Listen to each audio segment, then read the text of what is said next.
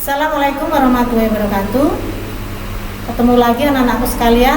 Kita sekarang ketemu di kegiatan pembelajaran yang ketiga, yaitu menyusun laporan rekonsiliasi bank. Sebelum kita membahas lebih dalam tentang laporan rekonsiliasi bank, kita harus tahu dulu apa tuh pengertian dari laporan rekonsiliasi bank. Rekonsiliasi bank adalah laporan yang mencocokkan antara saldo kas yang ada di perusahaan dan saldo kas yang ada di rekening koran atau rekening bank. Kemudian bentuk-bentuk laporan rekonsiliasi bank ada dua, yaitu bentuk stafel atau account form. Yang kedua adalah bentuk sekontro atau report form. Penyebab ketidakseimbangan kas perusahaan dengan kas yang ada di bank, ini ada beberapa. Yang pertama, kita lihat dari saldo kas perusahaan dulu.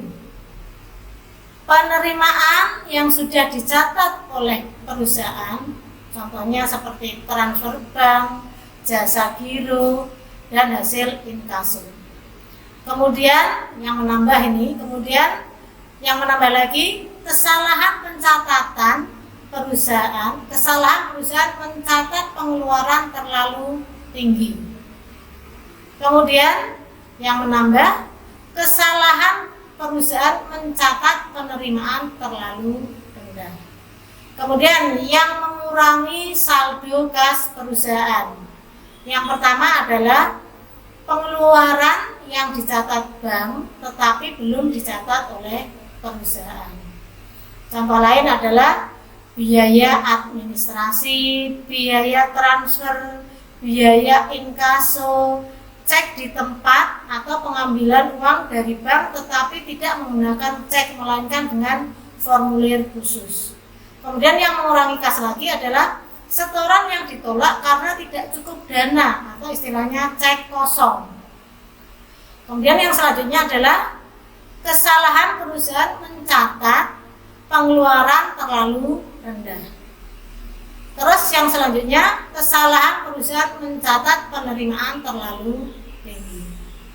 Sekarang yang berpengaruh ke saldo bank, yang menambah.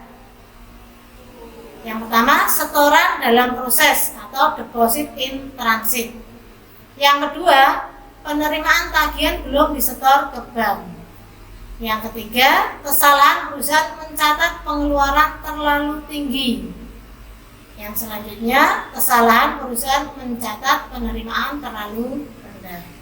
Kemudian ini yang mengurangi saldo kas di bank adalah yang pertama, cek dalam peredaran atau outstanding check. Kemudian kesalahan perusahaan mencatat pengeluaran terlalu rendah.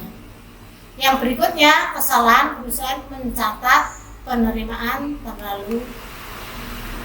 Contohnya, saldo kas PD Bima menurut buku pada tanggal 30 Juni 2005 sebesar 1.202.000. Salinan rekening koran yang diterima PNI per 30 Juni 2005 menunjukkan jumlah 2.500.000.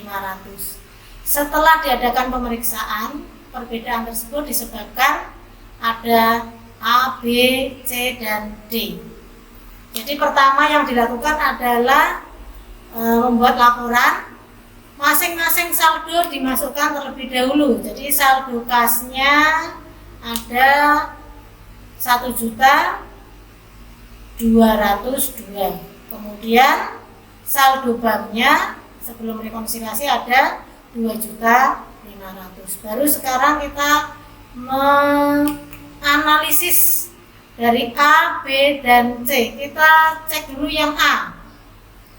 Kita analisis dulu yang A. Cek yang dibayarkan kepada Toko Arjuna dan Toko Krisna masing-masing 500 dan 600.000 belum dimasukkan ke bank oleh pemiliknya. Ini kira-kira masuk yang mana? Coba kita analisis dulu. Karena cek yang dibayarkan ke Toko Arjuna dan Krisna itu masing-masing 500.000 dan 600.000, totalnya 1.100.000.